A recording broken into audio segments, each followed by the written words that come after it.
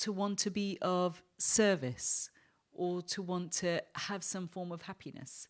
And how do you get there? And so a huge study went in, and we realized that if we focus on, if we are able to kind of distill ourselves down to our 5 core values, you're able to not be so overwhelmed, but equally not be so narrow, and create a balance which leads to, as His Holiness said, greater fulfillment, success, and happiness.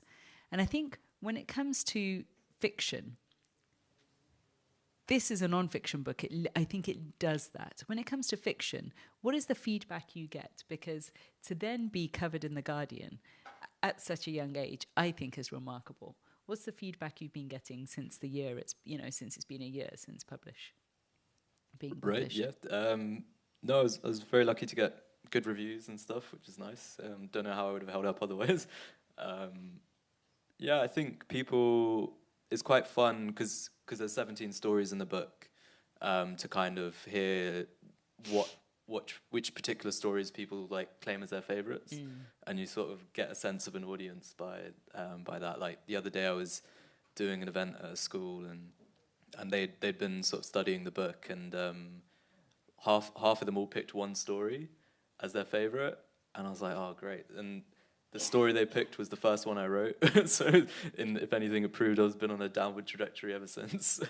But yeah, no, and yeah, the response has been really nice, and it's definitely like there's a kind of thinking that when in the writing we're not making music itself, we're just making the sheet music, and it's for someone else to perform, you know what I mean? Mm-hmm. So every time you're reading the book, you're picking up and you're performing it, so you're bringing yourself to it. So it's lovely now that it's not my thing anymore, it belongs to other people as well. And it can very literally belong to you if you purchase a copy outside. But yeah, so yeah, it's been really nice to have it out in the world. How do you feel about it? I think that is such a good way of putting it, that it doesn't belong to you. So what people get from your words is you can't even imagine that they would be inspired in the way that they are. I'll give you a quick example. So the book comes out in multiple different, we were both published by an English publisher, but then it went around the world. And someone picked this up as in English in Abu Dhabi airport. And the gentleman who picked it up read it on the flight home and said, she says Hungary is the most competitive country on earth. She hasn't seen anything yet. And even though I had signed translation rights to other different languages, this person made sure it was translated in Hungarian first, and then that he bought copies for his whole, he owned the National Bank or ran the National Bank, that everyone had a copy. Then the fact that he looped in the government, he made me an advisor to the National Bank. He just transformed what you thought could ever be possible. If I had tried even an ounce of trying to make any of that happen, it's like pushing water uphill. If you try and make these things happen, it's almost impossible. But when someone else is inspired and wants to see it, like it's coming out in Greek or be coming out in Korean in a few weeks, it's come out in so many different languages. It represented the Olympics in Japan, in Tokyo. There was no way I could have ever foreseen that. But it's because, do you remember when, even during the Olympics, but even during the World Cup, there were images of the Japanese like clearing up the stadium and clearing up. It was just an example of their value of respect. They truly do think about, like at kindergarten, they're taught right from a very young age, how do we make sure that our water, when we're coming in from outside with our umbrella, doesn't drip onto the floor? How do we make sure that we clear up after ourselves, that we're not waiting for a janitor? Children are taught to respect their space and other people's space and their language and the way they're being. And then you see that reflecting in how they behave. There's something we can all learn from that, and it's something that they should be really proud of. So I couldn't have imagined all these things happening. Like you said, what people see, like once it's out, how people perceive it and are able to use it to really change their lives and incrementally become a better and better and better version of themselves by focusing on certain values, which then become habits, is exceptional. It's out of this world. So when you're seeing it at schools and being taught in schools, what like... Just one school. but but still, absolutely great, right? That children are then able to learn from your work. Was there something that has, like something that they picked up on that you hadn't even intended? No, I don't It's know. a difficult question. Yeah, I think maybe the thing is like there's a kind of stereotype when you're at school when you're analyzing texts in English literature or whatnot, and you're like, oh, there's no way the author actually meant this, or you know what I mean. And I guess for them it was interesting that no, I did mean that, and you know it's a very deliberate thing. There's a lot of craft that goes into a lot of time, and you know of course there's in the experimentation there's room for happy accidents, but after 5 years of working on it, you know everything's sort of there for a reason, and it doesn't matter what color that is or what their name means and stuff like that. It all is all about making the story a whole. So yeah, I guess that was quite fun to be like, no, yeah, I did mean that, and also it means this too. It took 5 years? Yeah, from the moment of starting the first story to sending off the email to say it's done. Yeah, I feel better now. Mine took 10 years, and I was always like, oh my God, when is this ever going to finish? But maybe just crafting things does take a very, very long time. Yeah. Wow. And you think that there are people like Khushwant Singh who would knock out books very, very fast, but maybe because we're newbies, right. There will be many, many, many versions before you get to your final version. They say there are many like dead cats in the garden. You know, you're like, this is not quite the right manuscript, and then you start again, and then you start again. I'm aware that everyone, like, I want to make this interactive and useful to you too.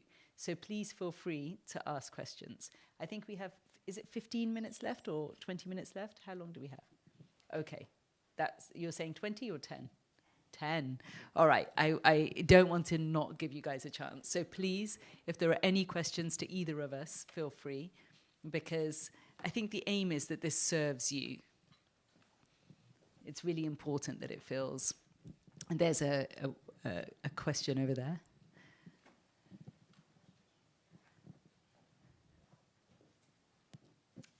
Hello. Hi. First of all, congratulations, Gurnaik. I am 25, and probably I'm born in 1998, as you are.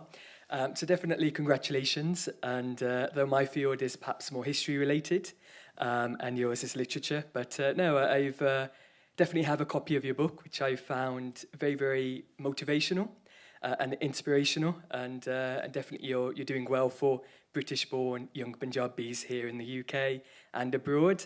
One particular question relating to one of your stories, relating to Jagmeet and Hitin, which I found quite interesting, and I would love to have some context. I know the title is very, very beautifully written, the past and the present, and in terms of the story relating to the 1984 events in the wake of the assassination of Indira Gandhi, and only yesterday hearing news relating to Jagdish Titler, and a CBI charge sheet had been put in against him. And even for me, I was born in the Midlands, and fair enough, West London would have been a lot more there would have been a lot of outrage during those particular days of the 1980s. So definitely the past isn't dead, and that particular past is continuing in the present. That if you load up Twitter, the Tribune, the Indian Express, you'll find articles relating to that saga. And I would love to get some context and what made you write that particular short story. What was going in your mind, and what did you hear? What led you to write what you wrote? I would love your answer to that. Amazing work.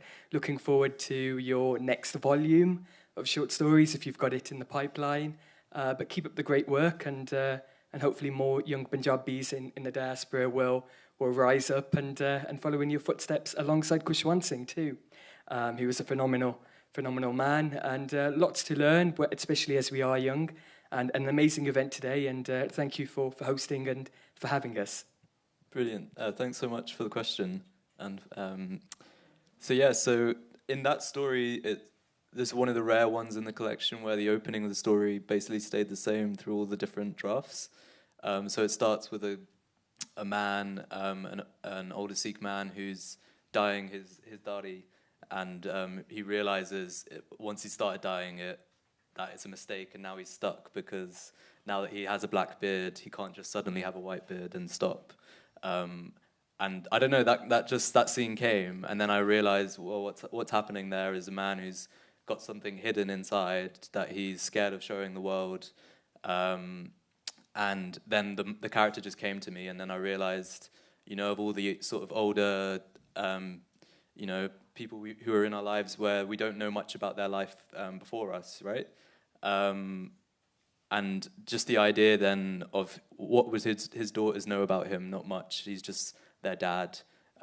If anything, they think he's quite a boring man. But that's because he's got this kind of story that he's scared to tell. On one level, it's about the 1984 genocide and his experience in that time. But then it's also he's a closeted gay man and has lived a life, with a wife and 2 kids and all this stuff. But now, as he's like approaching the end of his life, is feeling more like he wants to live on his own terms, and that comes with both reckoning with the horrific events of the genocide, but also with his sexuality.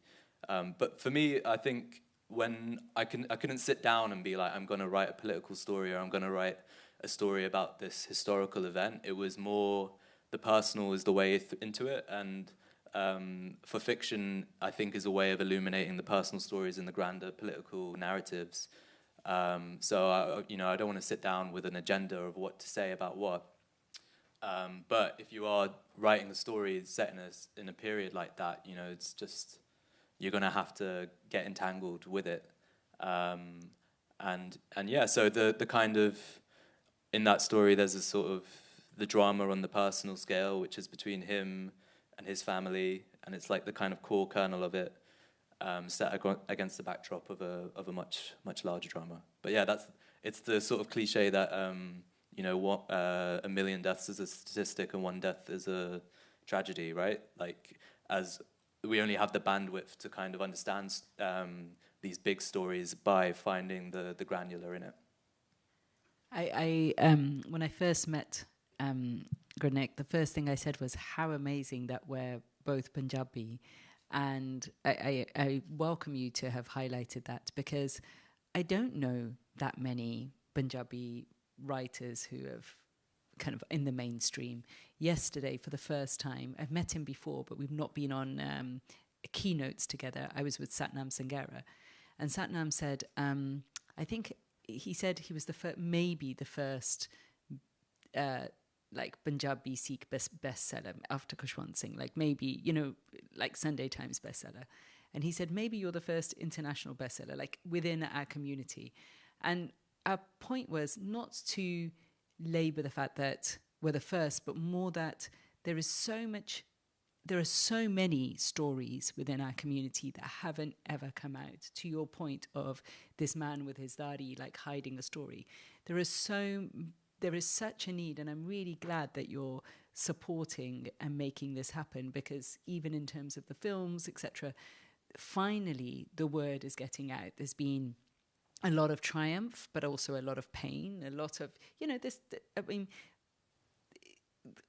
our diaspora, but also our community back home has been through so much that it's really, as you said, in the storytelling that our future generation, to the title of this talk, that the present, but also the future, actually feel informed and grounded, and then it's only by knowing the past properly do you feel secure to be able to then create the future. So thank you for your question. Really, really important. We have time for maybe 1 or 2 more. She's not here, so I'm just going to go for it. Anybody else? I think the aim of these stories are not only just to have you think, but also to really be a tool for you to use. That was the aim of this.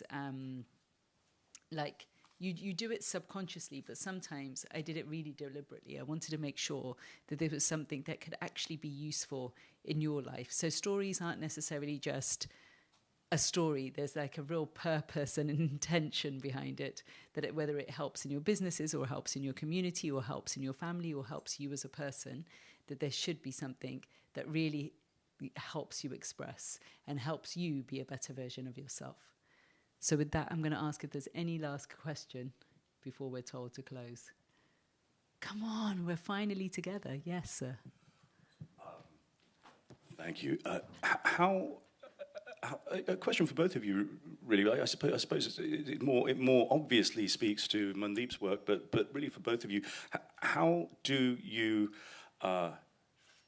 decide the extent to which to follow tradition in the values that you choose, and the extent to which you will depart from tradition, the extent to which, I mean, the very act of choosing which traditions you will call on is an act of individual choice. How would either of you respond to that? Well, I'm going to start with it because it was really funny. A little bit while I was kind of interviewing, I think, Gurnaik before we got on stage, I said, how much do you want us to focus on the tradition or the Punjabi or the Sikh or whatever, the Indian side? And he said, how much of that do you feel? And I said, well, I feel a lot of it. Like, I really feel there is, maybe because you're a generation after me, I feel like there's that tradition is so much a part of me. My children are now 4th generation British, if you will. But for me, if they don't read and write and speak Punjabi, I've failed as a parent. That's how strongly I feel about it. And whether you read the Vedas, whether you read the Gurbani, whether you read the Buddhist texts, all of those values are in here. Why? Because I feel as though 5,000, 3,000, thousands of years of heritage has so much value. And when we're then consuming a watered down Western version of whatever it is, whether it be yoga or whatever, it feels like really why do we have to wait for some Western version to come about? I think we have enough confidence to be able to give it right from its very roots and right from the tradition, right from the kind of spring, the wellspring that it originates from. And so I know there's a burning question, we'll get there. So I just feel like our spiritual texts are such an incredible source, and I hope an adulterated source that that actually the wisdom has been passed down to us, and we should be able to find a way to tap into that. And I mentioned those, the Buddhist, the Hindu, the Sikh text, but also the 99 attributes of Allah, all merciful, all compassionate, all the values that are in the Bible, all the values that are told through the Torah. These are universal values and aligned to all of our traditions. And so this is deliberately a universal book in the mainstream, because we all have this light, and how you choose to focus on it, where you choose, what angle you choose to take on it, like what are your values and how you personify that into the world, that's the legacy you're going to leave. This is why we're here. Khushwant Singh was really clear, I believe, about the legacy that he had written and that he was leaving. But you don't write it, you don't leave it just in your writing, you leave it in your daily actions. What's going to be said at our funerals will be just or at our wake or in your eulogy will be just a reflection of how we spent our time, the people we touched, right? Whether your granddaughter or grandson, what they're going to say about you will be really about the values that you held and how they were able to see that. And we're showing our values every day in our actions and in what's important to us. I think you asked, what is a value? A value is what is most important to you. And it's so great if you're able to be given 15, 20 minutes to do the exercise and become really clear about that. Because when you become clear about what it is that really, really gets to your gut, really juices you up, or really matters, how you're able to then operate in the world, how you communicate, how you function, how your organization or your family is seen and communicated, it's transformed just from that. So, sorry. And there's a question over there. Did you want anything? Did you have anything to say, Gurnaik? No? Okay. I hope it's on, yeah. A question for both of you. As second generation immigrants, I'd like to ask you this question. Do you feel split in your traditional values, whatever? Not in the country, because you were born and brought up here. But like as a first generation immigrant, initially we did feel very split between two lands. How do you feel that? If not, what makes it so singular for both of you, if you don't feel split? That's my question. Or do you feel split? I'm going to give it to Gurnaik first. Yeah, I'd feel less halved than doubled, I guess, is what I would say. Yeah. You feel less halved than doubled, so you're more doubled. So you feel like you've gained a lot from both traditions. That's a very nice answer. So less of a split. Yeah, I feel like it's multiplied. I deliberately didn't just look, I mean, I was always made to feel different. And so I wanted to know, what is that difference? I thought I was very Indian. And when I went back to India, even just in the way I moved my head, everybody knew I wasn't, Indian. So I'm like, oh God. And I thought I knew how to speak Hindi, Punjabi. I thought I knew how to dance. I thought I knew how to cook. I thought I knew everything that I needed to know, but I really didn't compared to. So you do feel a little bit like, you could feel like I don't fit here and I don't fit there. Maybe, and that might be the feeling of being split. But I really appreciate the idea of being doubled, because I deliberately went out and saw the beauty in, like, I've been to over 180 countries and looked at the values of all of those different places, and hopefully soon, God willing, the world will be covered.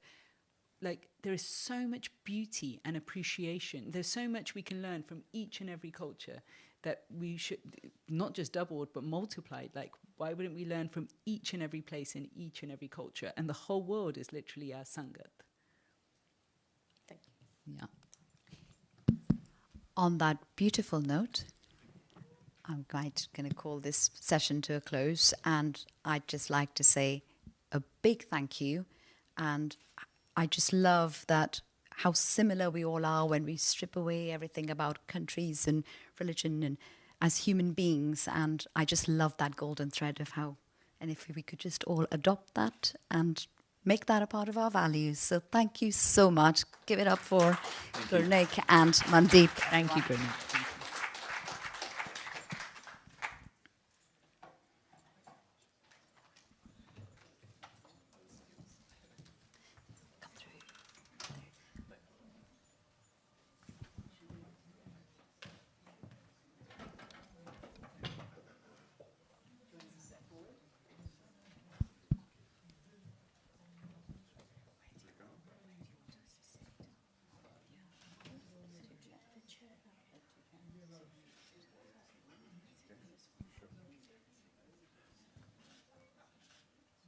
To do a pano so that we get the whole audience to, everyone feel free to turn around if you like.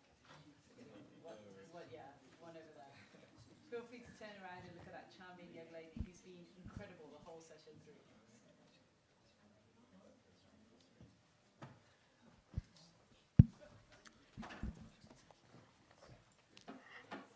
And now, moving on to our last session of a fabulous 2 days.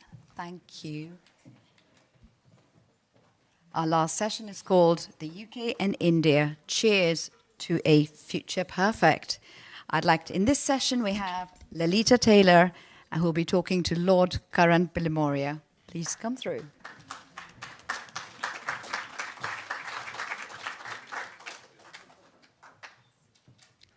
Karan Bilimoria is the founder of Cobra Beer. Can I just say thank you? We had some great beer last night. An entrepreneur, a leader, a founder, an advisor, a minister, a board player, member of parliament, and a lord of the round table. Who is he, and what has made him what he is today? And where does he see the future connecting nations, across cultures, and across societies? Lalita Taylor will be interviewing him. Lalita is an executive producer and Hybrid Learning Events Director for a digital knowledge sharing project at the BBC. And she's the founder of Southwick Media Consultancy, which works with global brands, charities and foundations to create award-winning social impact campaigns. Please welcome Lord Karan Bilimoria and Lalita Taylor.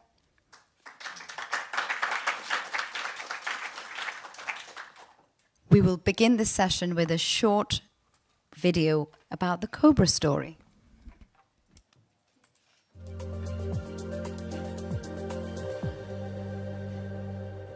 I'm a Zoroastrian Parsi. That makes me a member of the smallest minority community in the world. There are just 100,000 of us.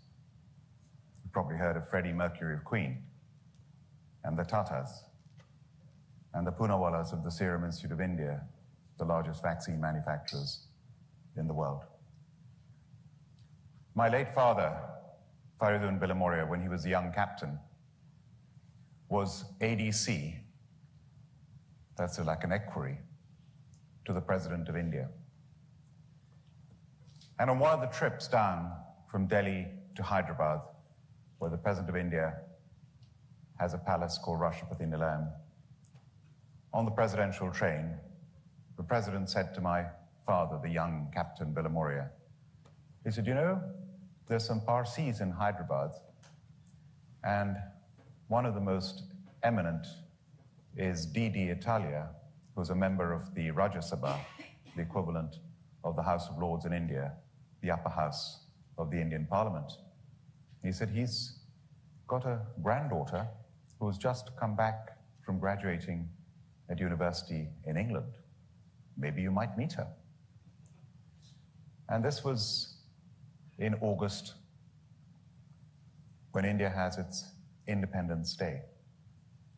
And my father went to the Secunderabad Club to the Independence Day ball and met my mother Yasmin at the ball.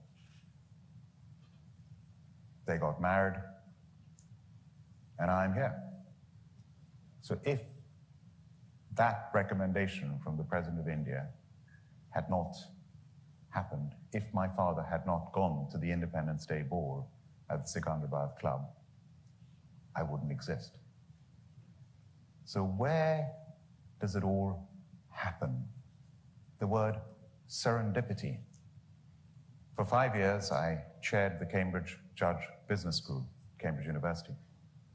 And one of our, as the Americans would call, rock star professors, Mark Durand, described serendipity as seeing what everyone else sees, but thinking what no one else has thought. Seeing what everyone else sees, but thinking what no one else has thought. So you say, how serendipitous, how fortuitous, how lucky. I've attended 3 business schools. I'm an alumnus of 3 business schools through executive education. I've done hundreds of case studies. I have never done a case study on luck. And the best definition of luck that I ever heard was in the Harvard Business School classroom. Luck is when determination meets opportunity. I visualize it at waves that go past you in life. If you're determined, you might just catch one of those waves.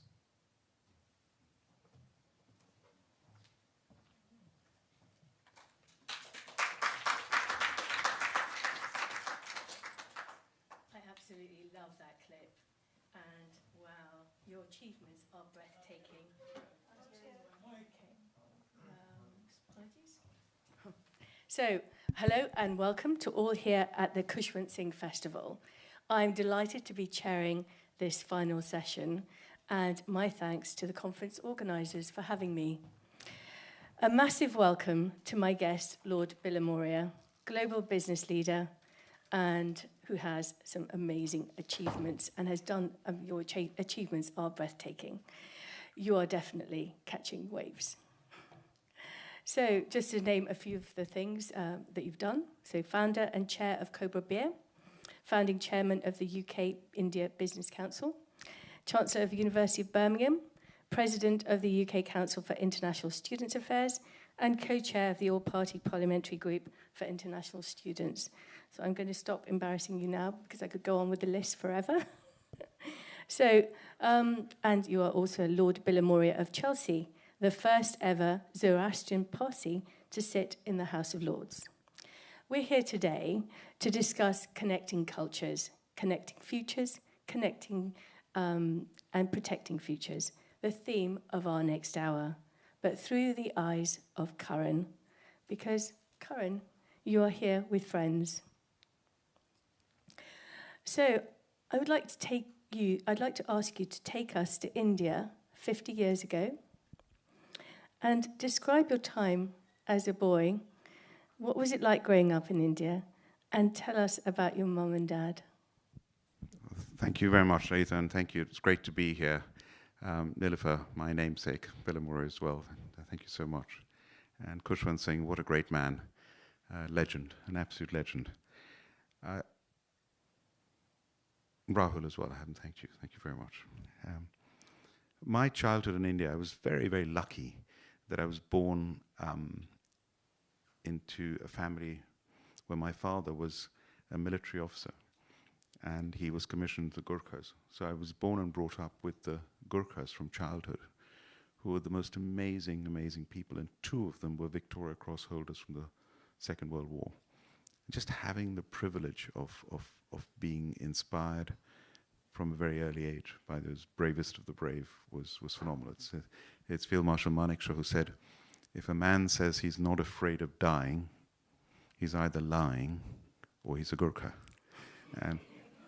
And so we moved a lot. Every 2 or 3 years we'd move. I went to 7 different schools. I ended up at boarding school in Ooty in South India, a British boarding school that's still going strong, where to this day the headmaster is always from the UK. And I loved my time at school, loved my time moving around.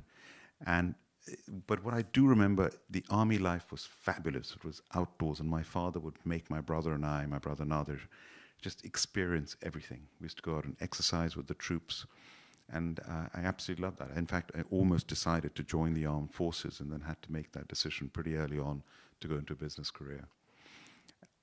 The thing I did not like about growing up in India was that India was a very protected, inward-looking, closed economy, where the consumer was starved of choice, where you could just get 3 models of cars, you had waiting lists for a landline, for a phone. All that I did not like. And as I grew older, and when I came to study in this country, I just wished that one day India would liberalize. And I believed that one day India would liberalize. And sure enough, that happened in 1991. So you mentioned coming to England, and I'd like to ask you to take us into an Indian restaurant. So that was quite a... what do you want to tell us about your visit to this Indian restaurant when you were 19 and you were enjoying your Indian food and they brought you the beer? What do you want to tell us about that? So I was I've had quite a few bits of good luck along the way. I skipped 2 years of education and went to university at 16 in India, and I was at Osmania University in Hyderabad, and I was thrown in the deep end. It was really tough, the first year in particular. Then once I got through that, I didn't look back.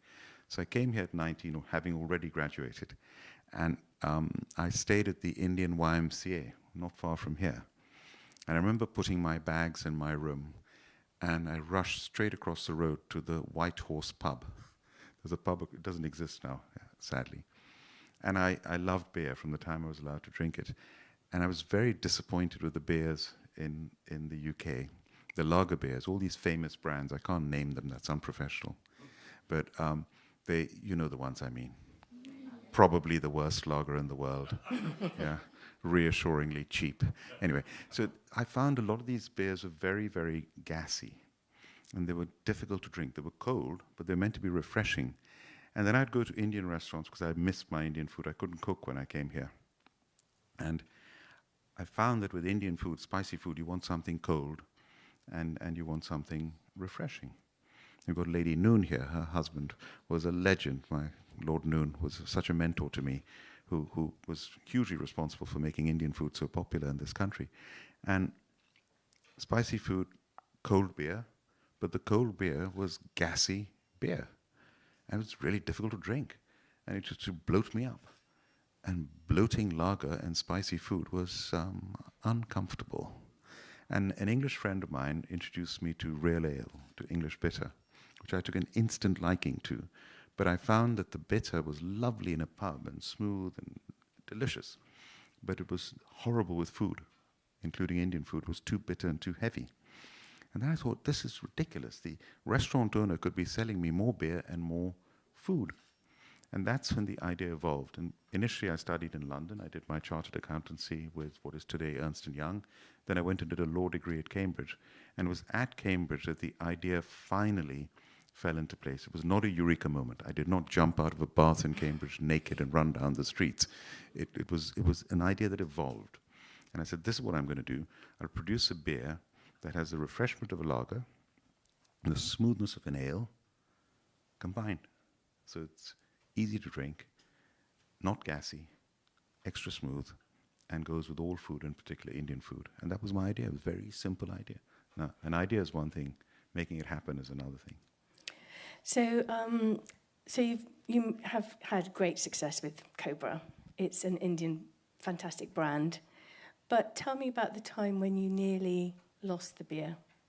Yes, I mean, I'm very proud, by the way. There's this term, again, in the Harvard Business School classroom, where they said, be confident, but not arrogant. Be ambitious, but be humble. Be ambitious. So if I ever boast, forgive me, I ambitiously say. You have our permission to boast. But I boast with pride that with Cobra Beer, I have created something that is a household name. I mean, I would go so far as to say it is the most famous Indian brand, consumer brand in this country. I mean, the Tatas are a great company, but it's not a consumer brand in this country. They own Jaguar Land Rover. But as a consumer brand, everyone in every corner of this country knows and loves Cobra Beer. So when you first started Cobra Beer, you had it manufactured in India.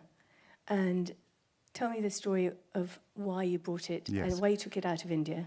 So the two questions there. So one is, and there are two lessons to be learnt. So I nearly lost my business 3 times.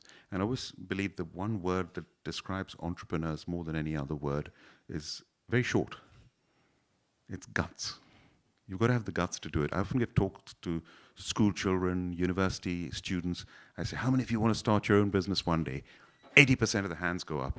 How many of them will actually have the guts to do it? Give up all the other opportunities they have, take the risk to start their own business. But more importantly, do you have the guts to stick with it when others would give up? And I've nearly lost my business 3 times. Now, I don't know if we had the time to go into each of the 3 times, but they were all very different.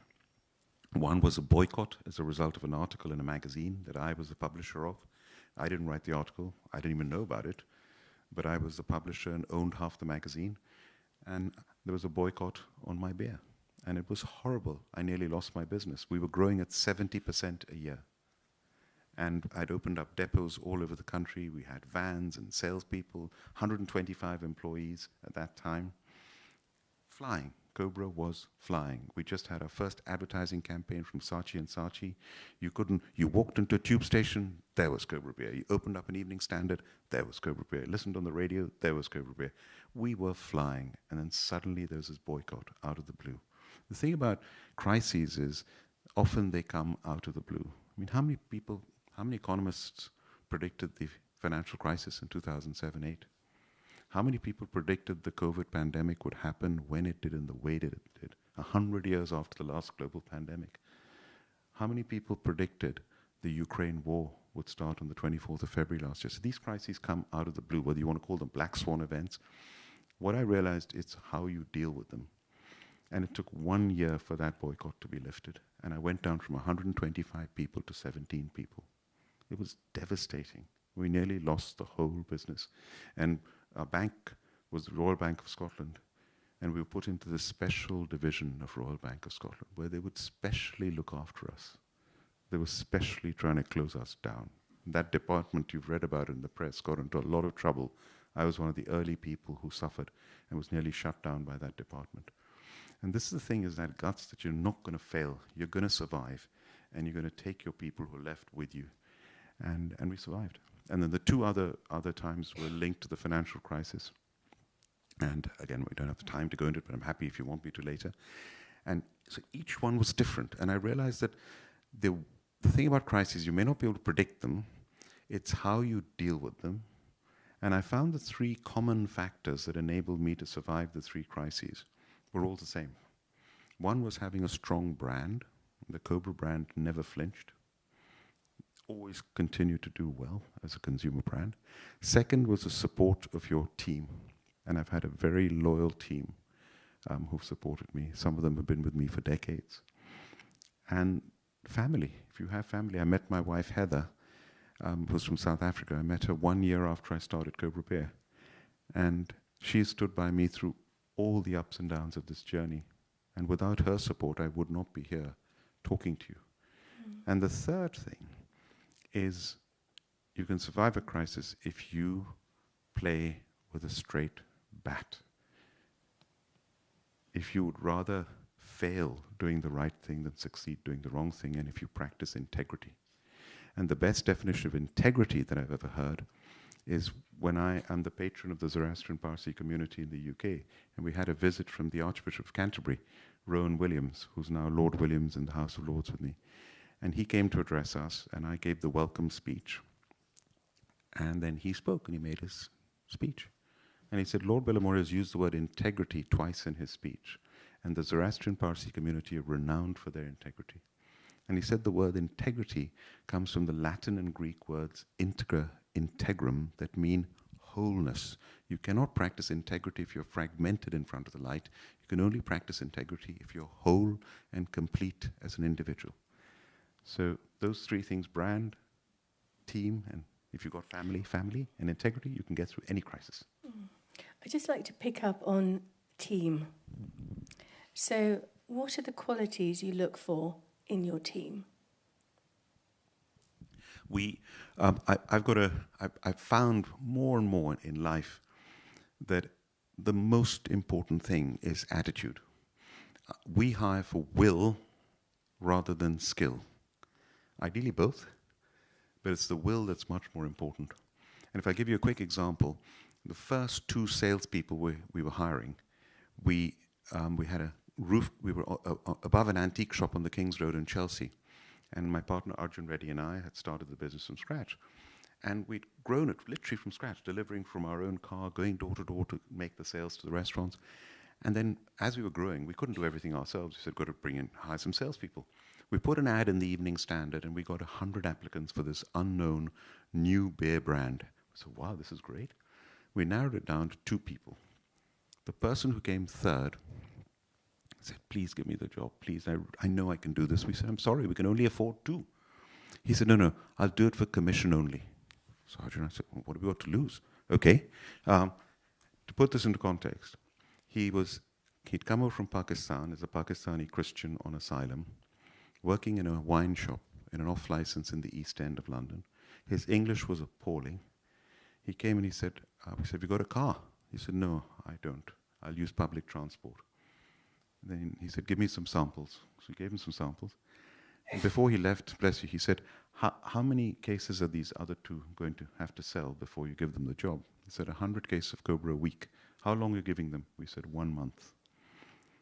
He set off and he achieved the target in 2 weeks. And we obviously gave him a job. Heather and I were going out for dinner one evening because this was a converted flat into offices, and we were living upstairs. We walked past the sitting room, which was one of the office rooms, and there was Samson on the phone at 9 o'clock at night. So what are you doing? Go home. He said, I'm call number 26. I set myself the target of 32 calls. When I reach 32, I let myself out. He is a legend.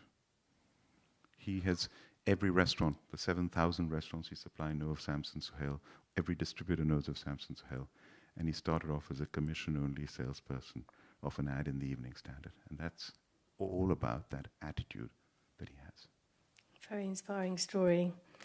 We're now going to leave the beer and move to the investiture, the time of your investiture at Birmingham University. So we're there with you now. What were you thinking about in this key moment of your life? So I knew from the time, my earliest memories, that I would go to university in the UK, because my grandfather, my maternal grandfather, had been to Birmingham University, and my mother, in the 1930s, he graduated in 1931. My mother went to Birmingham University and graduated in the 1950s. Her brother went to Birmingham University and graduated in the 1960s. So I knew it was a matter of course that I would one day go to the UK to study. Of course, I didn't go to Birmingham University. And then I became a governor I joined the board of the business school, and out of the blue, they asked me to become chancellor. And I'd already been a chancellor before of the University of West London for 5 years, as the youngest university chancellor in the country. So I'd had the experience of being a chancellor, but I really did not expect to be asked chancellor of Birmingham, one of the biggest universities in the country, Russell Group, top 100 in the world. It was a great honor. But most importantly, my mother was over the moon. She was so thrilled. I mean, she flew over for that investiture. And I remember when I was on the stage and being installed as chancellor, I sort of looked up and thought of my grandfather, and I said, I finally made it to Birmingham University. And it's been the most amazing privilege for the last 9 years being chancellor of one of the best universities in the world.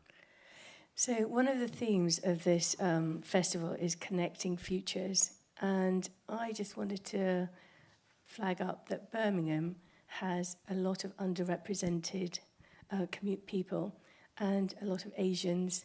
And what do you hope for them? Well, Birmingham as a city is one of the most diverse cities that we have in the country. And it's a city that has always been underestimated. I mean, it's the second biggest city, but it's never had the second biggest image. And I was so proud last year when we hosted the Commonwealth Games, and 1 billion people around the world. And do you know Birmingham got the Commonwealth Games very late because it was meant to be in Durban in South Africa, and then the South Africans, for whatever reason, realized they were not going to make it. So at short notice, relatively short notice, Birmingham got the Commonwealth Games. And in spite of the pandemic, they delivered the games and delivered them brilliantly. And the university played a part more than any other universities played in any games of any sort, Olympics included, anywhere in the world. And those games showcased Birmingham and the capabilities of that city. And it's phenomenal. People don't know so many amazing things, let alone the university, about Birmingham. And now they're beginning to realize it much more. So Birmingham is also the Balti capital of the world. Did you manage to sell Cobra there? Of course. Almost every one of them. Okay, good. So we're now going to move into another big moment, and this is the House of Lords, which you absolutely love. And what I was wondering is, could you tell me about your part in protecting futures and giving access to all, whatever their backgrounds? So being at the House of Lords, is it about diversity? Is it about breaking the glass ceiling? Is it about the environment? What are the things that really want to get you up in the mornings? Yes, joining the House of Lords in 2006, which is now 17 years ago, I was one of the 3 youngest peers when I joined the House of Lords. I'm still one of the younger peers now because our average age is 70. And it is the most extraordinary place. Again, I think, we're saying how Birmingham people don't realize, the House of Lords, people don't realize what a special place the House of Lords is. I mean, I'm going to tell you a few things now about the House of Lords, and I'm going to ask you at the end of it, honestly, did you know these things? It is, in terms of diversity, breadth and depth of expertise, it is the most of any parliamentary chamber in the world by a multiple of 20. The American Senate, our equivalent, over 50% are lawyers. It's not a lot of diversity there. It's anything. I mean, if you want surgeons, authors, journalists, business people, former cabinet ministers. When I joined, Margaret Thatcher was still alive. She would come and attend every single week. I've made speeches with her sitting right here, literally there, and saying, well done. I mean, it is judges, heads of the Supreme Court, former Chief Justices, former heads of the armed forces. Where are you going to get this expertise? And we're appointed for life. So people say, oh, you're not accountable, you're not representative. The House of Commons, 650 of them, they represent a constituency. Absolutely. That's their job.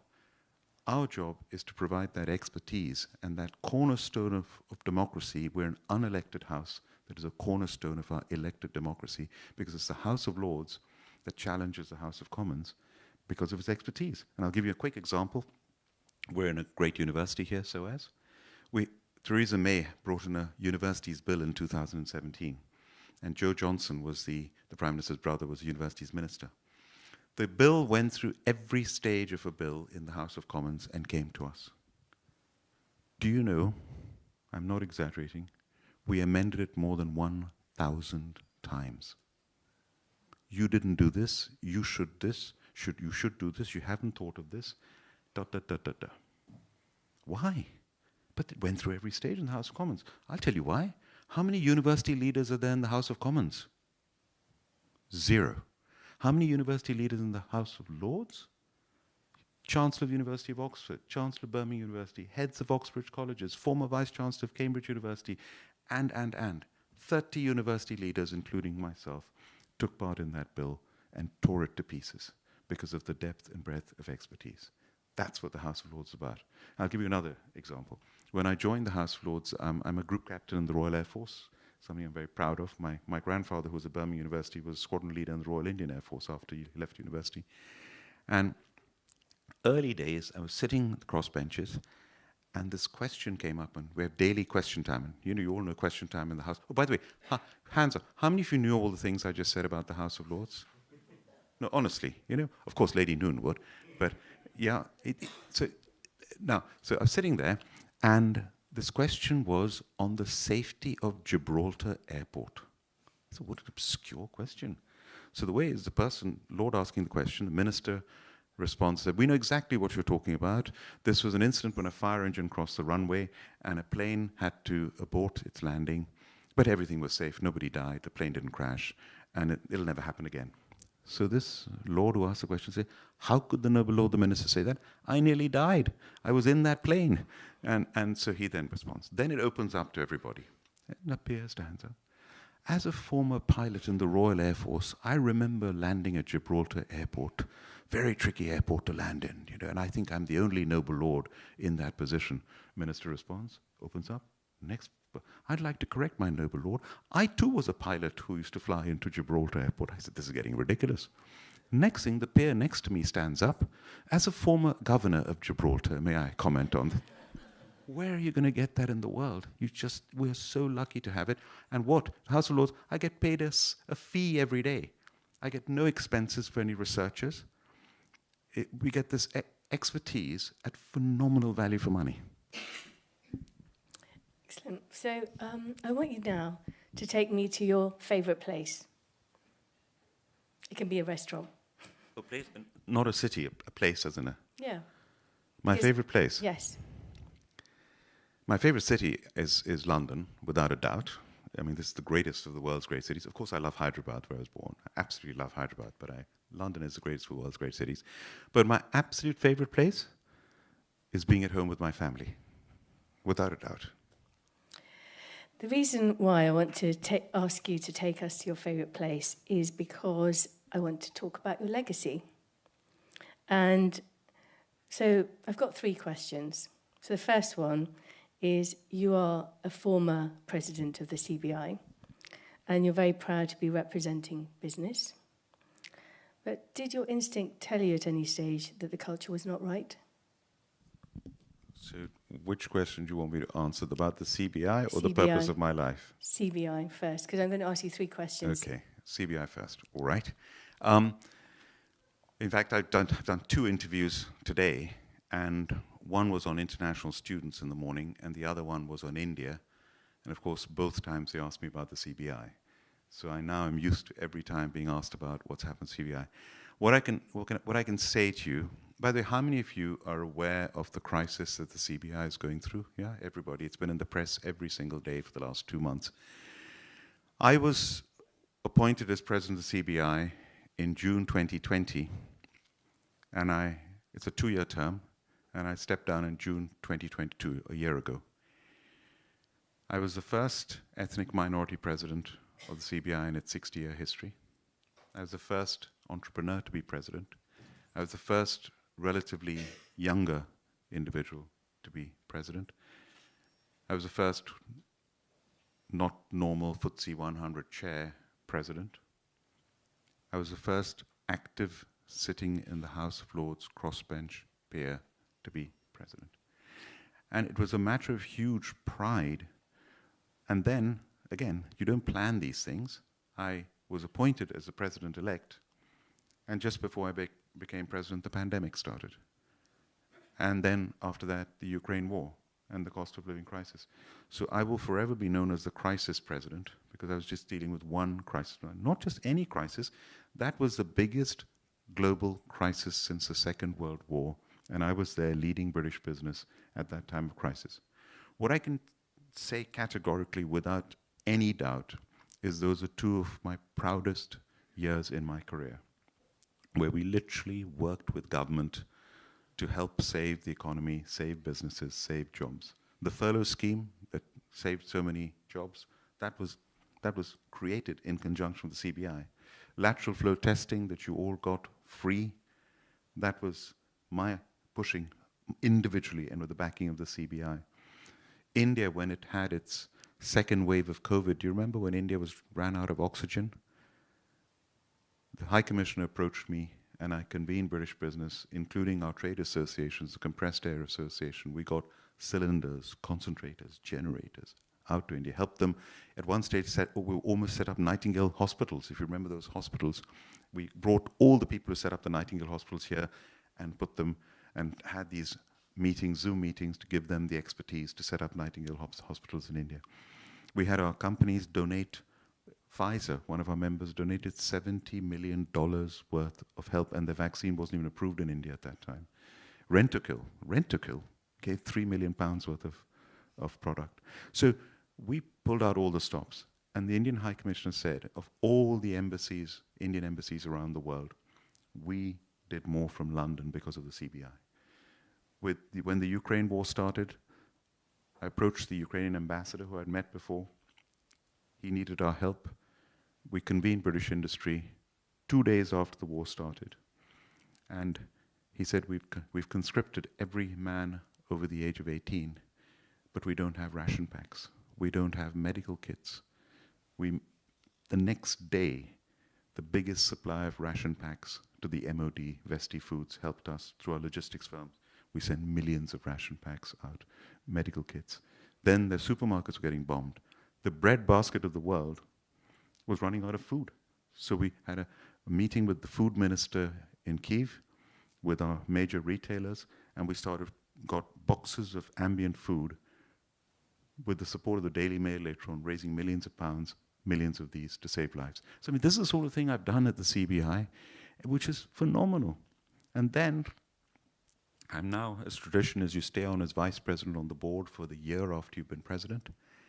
And out of the blue, in March, we're told that these allegations have come out, starting with our director general, and then other people in the organization, and awful things going back to 2018, 2019, 4 or 5 years ago.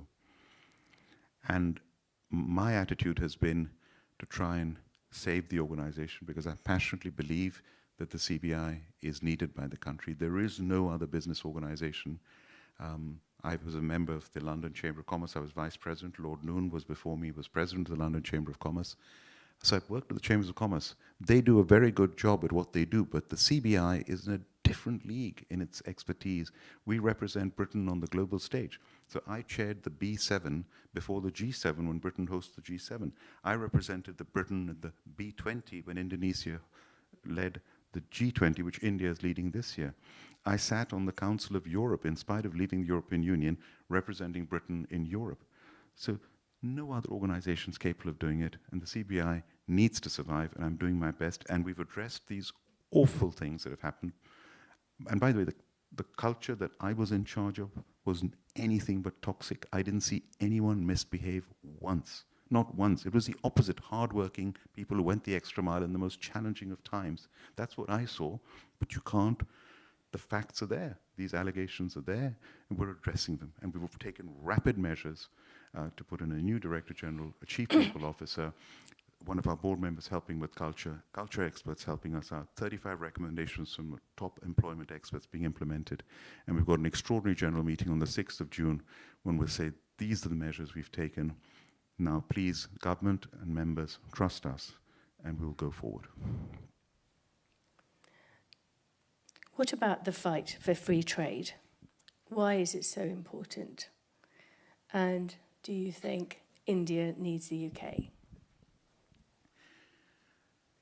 The UK needs India more than India needs the UK. We both need each other. And I think I've always been passionate about free trade. I've always been passionate about building bridges between the UK and India.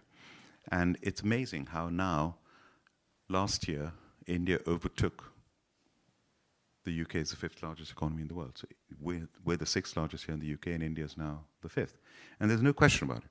Within the next 25 years, India will be the 3rd largest economy in the world. It'll have a $32 trillion GDP. And I'll go one step further. Not only will it be the 3rd largest economy in the world, it will be the 3rd superpower in the world. And we've been used to this binary superpower of USA, USSR, now USA and China. We're going to have a world where it'll be USA, China, and India. 3 superpowers. So that's the trajectory India's on.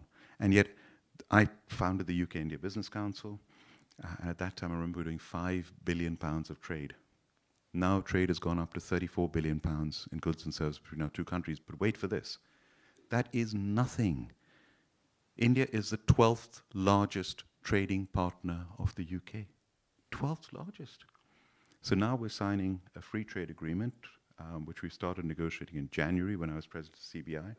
I've been very involved in the whole process of helping it to happen, and we've gone through now 9 rounds.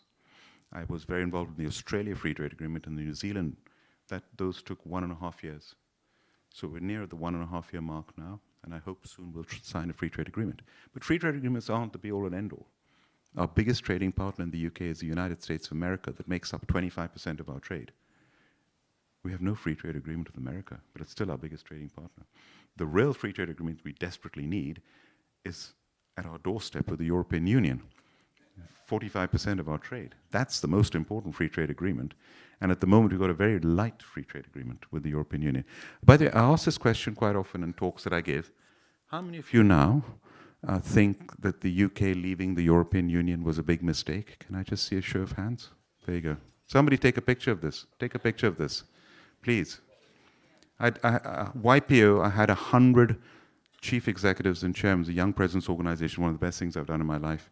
And when you reach 50, you IPO gold forever. So anyway, we had these business leaders from all over the world, America, Europe, everywhere. And they had a session on Brexit. And then I was leading the next session, which was on NATO. And so before we switch gears from Brexit to NATO, you've all heard the debate. And there were pro-Brexit, anti-Brexit people on the panel. I said, how many? And I asked the same question. 99 out of 100 hands went up. And that's what the world thinks. Thank you. One last question, and then I've got some rapid-fire questions. But what I'm going to do is ask you this last question. And before my rapid-fire questions, I'm going to open it up to the floor, because I'm sure you've all got lots of questions and you've been very patient. So my last question before we open to the floor is the legacy one. Your family. What do you want your kids to remember you most for?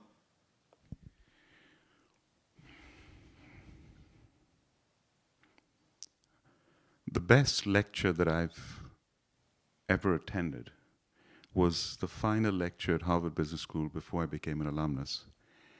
And it was given by Professor Clay Christensen. And there were 2 sections, almost 100 each, so almost 200 of us in the lecture room, like this lecture room. How many of you have heard of Professor Clay Christensen? Okay, you went to Harvard, didn't you? There we are. So he came in 6'8", And he said, look, please forgive me. This is my first lecture in a long time. I had cancer. I beat the cancer. And then I got a stroke. And he said, you can see from my movements, it hasn't affected my movements, but it's affected my mind. And when I speak, he said, I can't often find the words that I want to say. He said, please help me in this lecture. If that happens, shout out the words. It might save some time. And you know, we had to shout out the words many, many times. The end of that lecture, he was in tears and we were in tears. And I wish I'd heard that lecture earlier in my life, because his message was very simple. He said to each one of us, and I say to every one of you, how many of you have actually stopped and thought, what is the purpose of my life? How many of you have actually thought? You've got one or two hands up. What is the purpose of my life? Yeah? Not everyone has. And he said, linked to that, how will you measure your life? And he's written a book, Measure Your Life. And it's worth reading, and it tells his own story. And it's very individual. There's no right or wrong answer. And it really has got me thinking a lot. And I think that the best thing I can do is what my great-grandfather, my mother's grandfather, Didi Italia, the one in that clip who the President of India was speaking of, he was an entrepreneur, ironically in the liquor business. He nearly lost his business 3 times. He was a great philanthropist. He was a great family man. He was a public servant. And he was in the Rajya Sabha, the Indian equivalent of the House of Lords. So 4 generations later, he's inspired me to follow in his footsteps here in this country. And if I can do a fraction of that in inspiring my future generations, then it will win a life worth having lived. Excellent.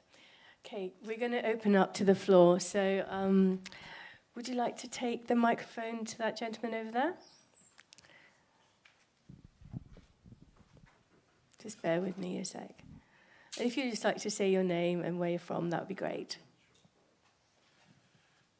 Thanks. Hi, my name's Palash Dave. I'm from London. I'm a documentary maker, and you make such an eloquent case, and I say this as a Corbynite Marxist, for intelligent conservatism, and you clearly speak for a conservatism that is informed by expertise and the strengths of tradition, yet also dynamism and economic liberalism. All these things the Conservative Party no longer stands for. That's presumably why you left it. These are also things that the BJP, it seems to me, does not stand for. And I understand the demands of realpolitik, that in order to achieve this great free trade agreement, and in order for the UK's and India's interests to be aligned in the future, we mustn't insult our partners. But surely, as Brits and as British Indians, we should be able to criticize Mr. Modi and to criticize this regime that is hurting our fellow Indians, hurting Muslims, hurting independent scholars, independent journalists. The worst attack on civil liberties since Mrs. Gandhi's emergency, I would suggest. Do we really need to abase ourselves so much to Mr. Modi and the BJP government in order to pursue the future that Britain and India should have together?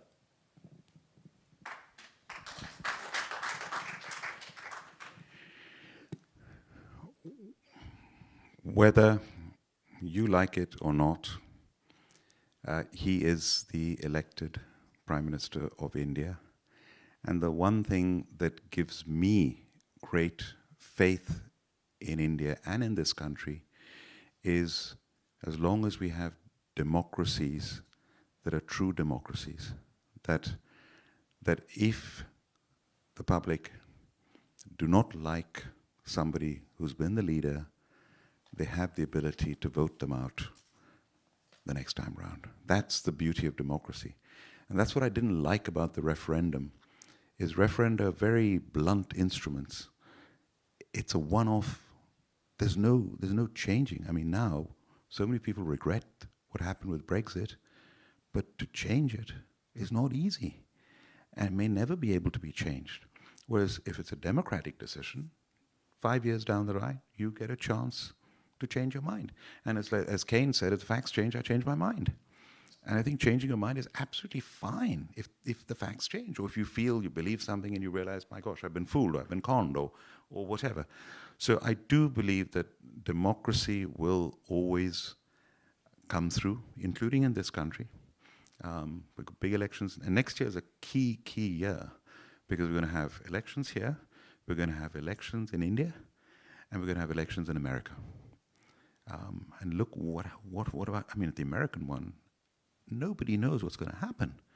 And the prospects are quite frightening, including the implications on the Ukraine war.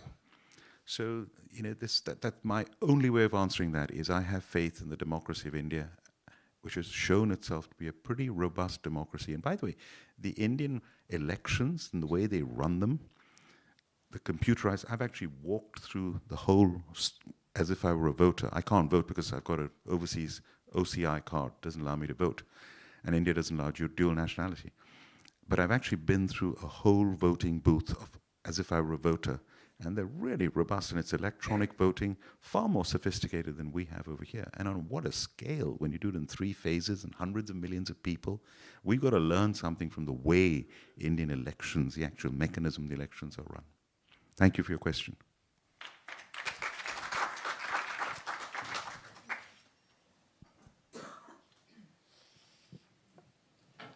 My name is Farooq Santuk.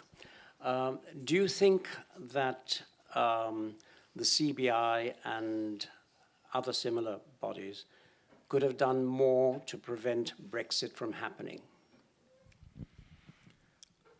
I think at the time, the CBI and other business organizations did speak out. I wasn't involved in those days, but spoke out very vociferously. Why? Because the members didn't want, 99% of business didn't want Brexit. So if you're representing your members, you can't suddenly say we want Brexit, because members didn't want it. So they spoke up, and the government didn't like it. And that's why Boris Johnson made that F business remark, if you remember, because it was directed at the CBI. And a lot of the work that I had to do when I became president was to rebuild the bridges with government, because they were not good. The relations were not good between the CBI and government. And I remember I had to use all my, going back to my Cambridge days, because when I led the Cambridge Union debating team 2 years running, and my opponent was Michael Gove, the cabinet minister. We became good friends, although we were opponents. And so my sort of connections and friendships going back to the Oxford and Cambridge days 3 decades ago, and the fact I was a member of the Conservative Party when I was at Cambridge, and for a few years afterwards, and I resigned my membership before I even applied to become a crossbench peer. So I've not been a member of the party for years. I have my connections there. And I used all those connections to build those bridges with the government. And one of them, I remember, I had a meeting with a key member of Boris Johnson's team, basically his right-hand person, in the White Drawing Room in Downing Street, almost the day I took over as president. And half an hour, I had to hear this individual, who's now become a good friend, by the way, lambast me. You CBI, you don't know what you're talking about. You're useless, and you're the enemy of the government. And he just laid into me for half an hour. At the end of the meeting, which was an hour, he walked me out to the front door of number 10 and said, if there's anything I can do to help you, I'll help you. So that's an example of the way we had to build those bridges. And we did. And I think Brexit, we don't have the time. We could debate Brexit for hours. But we did our best. Business did its best. CBI did its best from what I know. Underlying my question is the point that the CBI perhaps could have done more to influence public opinion. And the business community generally, I think, failed to make the case against Brexit strongly enough. The government, in my opinion, was incorrigible. They just wanted to do whatever they wanted to do for their own political purposes. But the people of this country voted for Brexit. And, I correct myself. 51% of the people of this country voted for Brexit. 48 point something did not vote for Brexit. And I feel that in a way the CBI and not just CBI, other bodies like that could have been maybe a little more effective in making the case against Brexit to the people who actually made the difference, the people who voted. Yeah, everyone could have, with hindsight, the decision was made far more on emotion than it was on facts. And quite frankly, people were misled in a big way as well. And now, if you take the poll, I mean, we've seen in this room, yes, but if you take the poll in the public, the official figures are now anywhere between 53-54% would vote to remain. The tables are more than turned. So anyway, and 30% would vote would vote in favour of Brexit. So basically, there's a huge difference now. Huge. No. Yeah. If it happened now, we would not have left. Would anyone else like to ask questions? How about, could you bring it down to this lady here, please?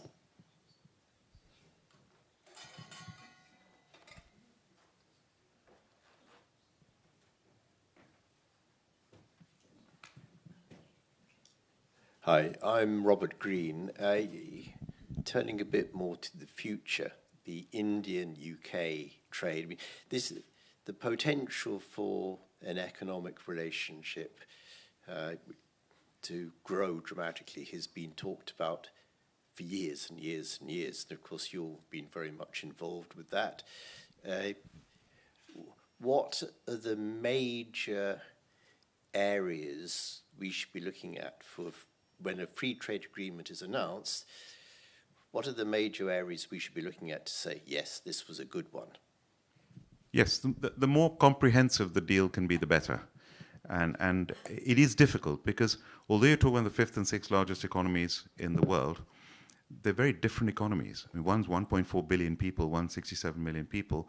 One has got a per capita income of $2,000-3,000. The other one's got a per capita income of $60,000. So it's got to be done in the context of each economy and the stage that they're at. And whether you like it or not, there is protectionism always involved around the world. I mean, we don't allow dairy products to be imported from India here, as we speak right now. I mean, why do we do that? Why don't we? Well, you know why. So there's an element of practicality of certain things that will just not be allowed and certain things we will be able to negotiate. And tariffs, I mean, no wonder 150% on Scotch whisky is the one that everyone talks about. But it's a big export for the UK. It's a huge export. And India's the biggest market.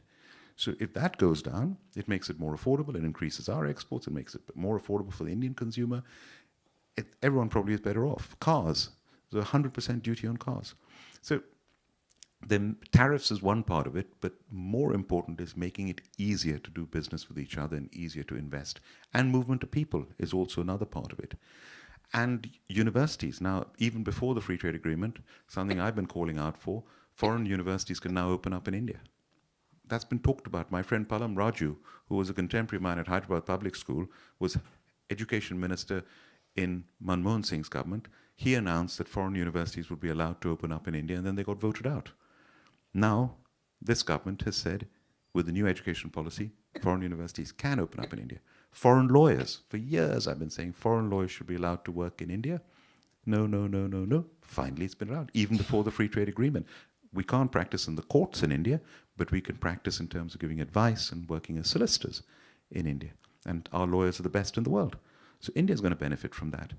So it is happening. And I think that the prospects are, I'll go one step further. I think it's much more than trade. I think we need to be far closer from a defense and security point of view. India's got to be our ally going forward. We now talk about the Indo-Pacific. We don't talk about the Asia-Pacific. We got to tilt to the Indo-Pacific in our strategy as a country, in our integrated review. Now, how many of you have heard of the Quadrilateral Alliance, the Quad? Yes? So Quad is Japan, Australia, India, and the United States of America. I've been saying since April last year, the UK should join Quad and make it Quad Plus and circle the world.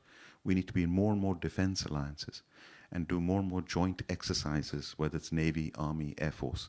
I loved it when we just had a recent Indian Air Force exercise here with the Royal Air Force titled Cobra Warrior. So there's a lot of potential. And space is another area. We can work much closer together. India's got a very advanced space agency, that's a priority for us as well. So it's endless. Hello, Karan. That was very impressive and informative. Thank you. I'm Mohini Noon for the others. Couple of questions. Why the name Cobra? And the second question's about the Sandhurst Military Academy. I think we were there once, and the links used to be very strong. Was your father there or grandfather? My grandfather was there. The commandant told me that he was there at the same time as Ian Fleming, which was a nice little footnote. So what is it? Is it a dead horse today, or there is still very strong links and training together? So the two quite different questions, Lady Noon. So first question is, if I may answer the Sandhurst one.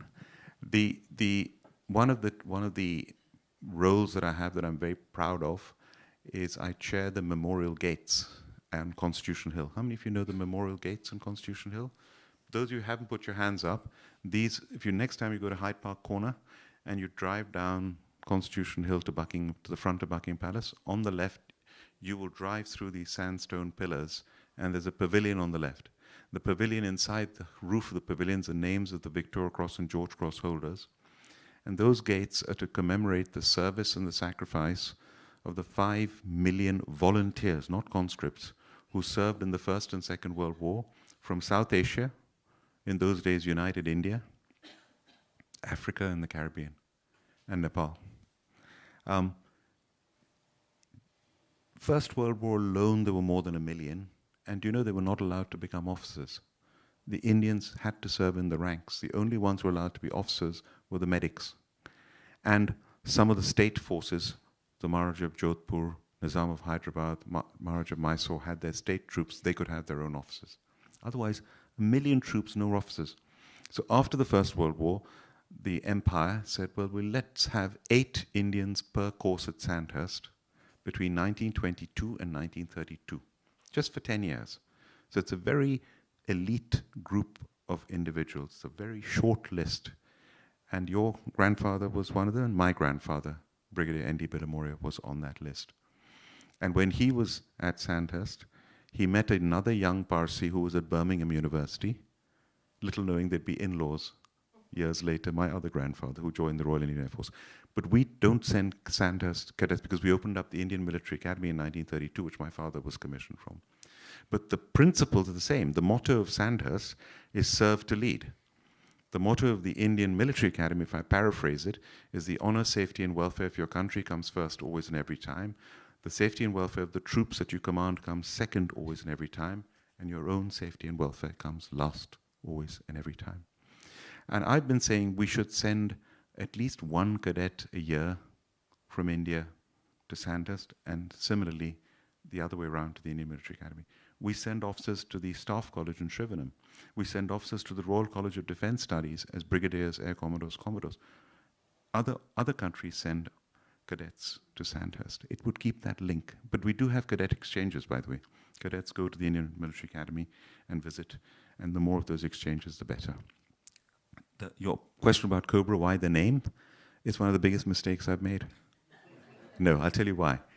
The first name we chose, the brewery said you can choose any name you want because the brewery didn't have appropriate names. They had a name called Pals. This is Mysore Breweries in Bangalore, who I teamed up with for the first 7 years. We produced Cobra with them.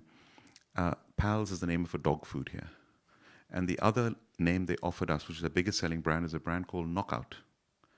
And the label of Knockout was literally one boxer having floored another boxer. 8% alcohol. So we said, no, thank you. Then they said, okay, you know what? You young boys, you're in your 20s, you've got no money, you've got no experience. All our competitors except Kingfisher have failed. You're going to fail. And why don't you choose your own brand name? Because then your brand fails, and we'll have the prestige of exporting beer to the United Kingdom. Look at that. If I'd been an agent of theirs, I wouldn't be here talking to you. My most valuable asset is the Cobra Beer brand. So we went through hundreds of names, we came up with Panther, as in leopard. We designed the Panther label, British marketing agency. I took it and handed in those days, the artwork to the printers, the brewers' printers. I forgot about the name. I just focused on getting the liquid and the beer and the pack, all the other elements of production. It took me months. 2 weeks before The beer was about to be bottled and shipped to the UK. Arjun, my partner, Arjun Reddy, called me from London. He said, Karan, I'm trying to pre-sell the beer before it's shipped. I said, well done, well done. He said, I can't sell a single bottle. I said, why? Nobody likes the name Panther. I said, what's wrong with the name Panther? They don't like it, Karan. I said, who cares what they think? This went on for a while. I said, okay, Arjun, I remember there was a name that came a close second, and we rejected it in favor of Panther. I can't remember the name. He said, I've already looked up the list. It was Cobra. I said, yes, I remember Cobra. I tell you what, you ask these same people who are not buying Panther, will they buy the beer if it's called Cobra? I'll go to the printers tomorrow morning on the way to the brewery in Bangalore and find out if they printed the Panther labels. Next morning, rush to the printers. The only time in my life I was hoping something was not done. Normally you're rushing people to do things. Have you printed those Panther labels? No, we're waiting for the brewery to tell us. Don't print them. Within 24 hours, the following evening, Arjun called me back. He said they love the name Cobra. So my brother had an advertising agency. I said, Nadir, I need your help in Hyderabad. We need to develop the Cobra label from scratch, and the beer is being shipped in 2 weeks. So my brother helped me, and we designed Cobra beer from scratch, and the rest is history. Now, the lesson I learned there is, as an entrepreneur, you can come up with the idea, but never go forward without checking it with your customer and your consumer first. And I mean, how many of you like the name Cobra? Can I just get it? I mean, it's a great name, It's short, it's sharp, it's punchy. It takes you to India without doing it in an obvious way. In the early days when I started, I used to meet these retired old British Army officers. I remember Cobra before the war in India, delicious beer. It didn't exist. Do we have time for one more question? Do we have time? Okay, over there.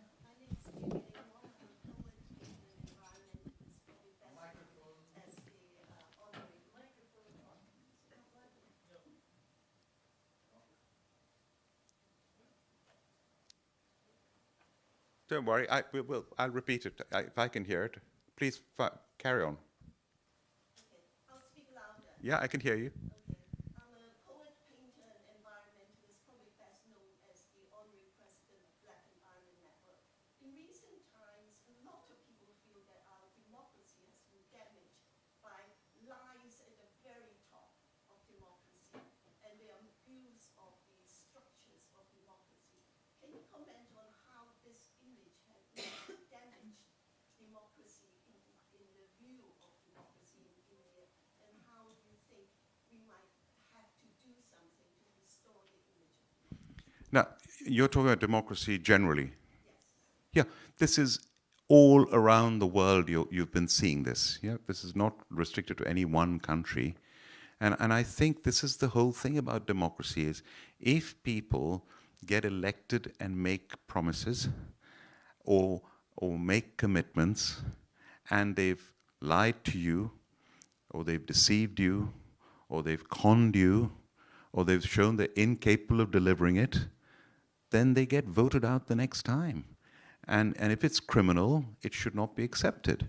So I think the key elements are to have a very active, free press in any country. And I think the press we have in this country is amazingly free in every level, whether it's tabloid press, you get all the different types of press.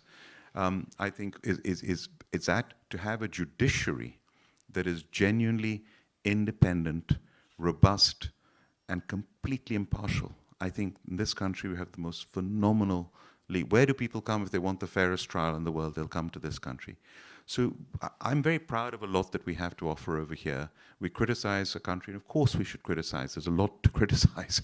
But the things that are good about this country, we have the strongest element of hard and soft power of any country in the world, in my view. Our defense forces are small, but they are very good. Whether it's the Gurkhas, or whether it's the special forces, we have very good defense forces, but they're too small in my view. Our manufacturing industry, I'm a proud manufacturer. We're now we're now literally less than 10% of our economy is manufacturing. It used to be 30% in the 1970s, but we're still one of the top 10 manufacturers in the world. So our hard power, financial services, London is still one of the top 2 financial centers along with New York in the world. So our hard power is very good, but more important, I think we've got phenomenal soft power in this country. The BBC is listened to and watched by 500 million people around the world any week. Our royal family, I mean the Queen, what I realized when Her Majesty passed away in September, that this country loved the Queen, but the whole world respected her because she was a service leader. And she was not just the most famous monarch in the world, but the most respected monarch in the world. And now you've got King Charles, who in his own way, with the environment, he was decades ahead of the game. When people would criticize him, he's shown to now been proven absolutely right. And the third example of soft power is our Premier League football. I mean, my team, Chelsea, is not doing well this season, but our big football teams have hundreds of millions of followers around the world. So whether you look at music, whether you look at the arts, whether you look at museums, with our universities, I spoke at the QS conference in India with the global rankings. 4 out of the top 10 universities in the world are British universities, 17 out of the top 100, including Birmingham, British universities, and we're 1% of the world's population. Trinity College, Cambridge, one college has won 34 Nobel Prizes, and Cambridge University has won more Nobel Prizes than any other university in the world. This country is absolutely phenomenal, the potential. We're not a superpower, but we are very capable of being a global power with global influence, and we're still at the top table of the world. But lots needs to change. The UN Security Council, India needs to be a permanent member of that. It's wrong that it isn't. And I just feel bad that our previous panelists wanted to ask a question. Do you want to ask a question? I think we should allow that before we finish.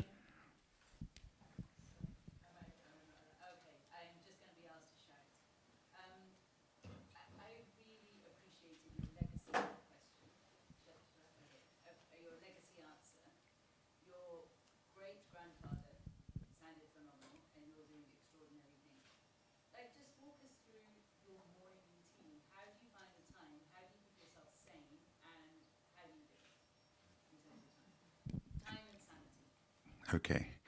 I think that sometimes I get asked that question in a different way, saying, how do you do all the different things that you do? And the best way I can answer it is, you've actually got to genuinely enjoy everything you do. So one of my sayings is, you follow your passion, not your pension. Sure, yeah.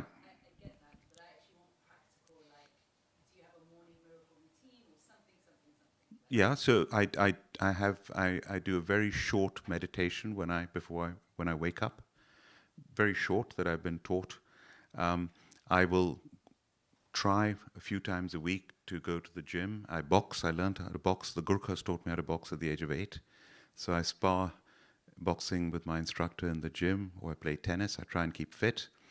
And then I have a routine in that I will pack in the day as much as I can. And one of the skills that I've learned is to be able to focus on one thing and then switch into something completely different.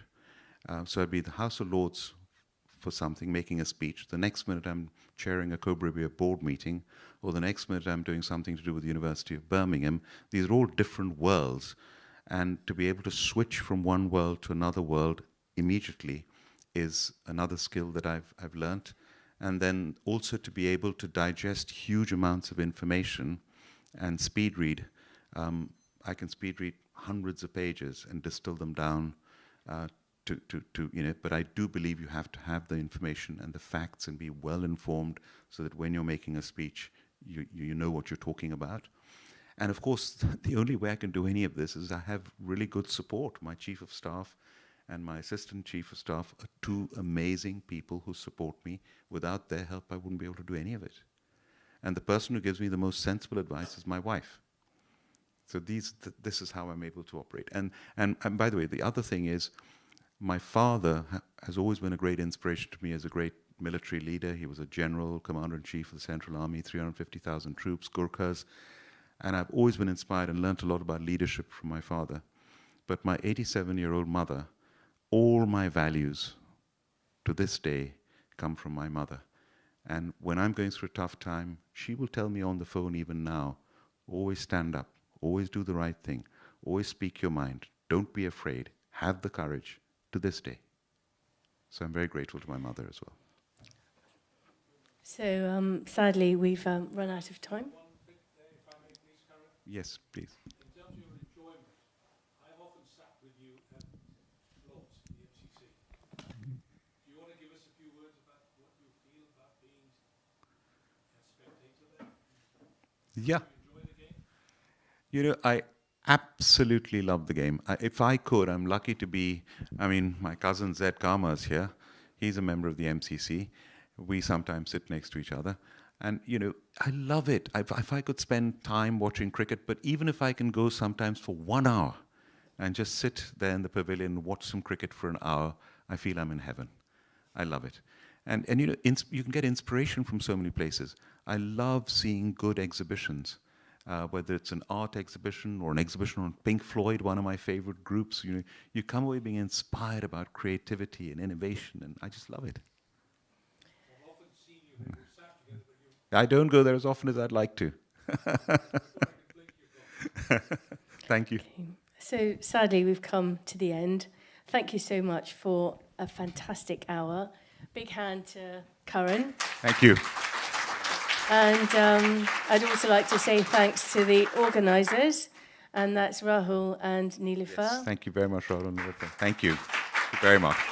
And it's been a very thought-provoking 2 days. We've got lots of amazing topics to take away from ecology, arts, and ChatGPT. And I've just got one quick question, since we're at a literary festival. What are the authors you look up to? The authors I look up to, oh my gosh, too many to mention. But there was one. I did a book launch just on Friday at the House of Lords. One of the most inspirational people who's a good friend is, have any of you heard of Dame Asha Kemker? She was principal of the most famous college principal in this country of further education.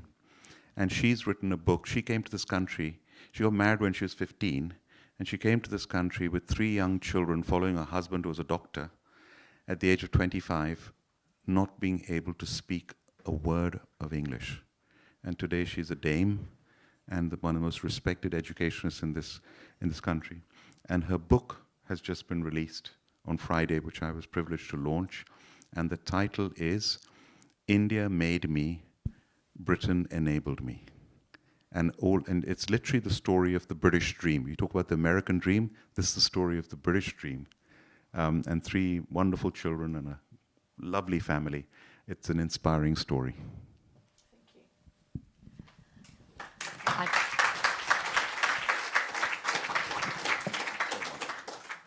Karan, Lalita, thank you very much. That was an inspiring session. And as an entrepreneur, can I add one other word to the guts? It's guts and the grit to keep going. I feel that every day. So thank you very, very much. And can we give a huge round of applause to Lalita? She put so much work into this. Thank you. Thank you very much. Thank you very much. Can I now invite Rahul to please come up?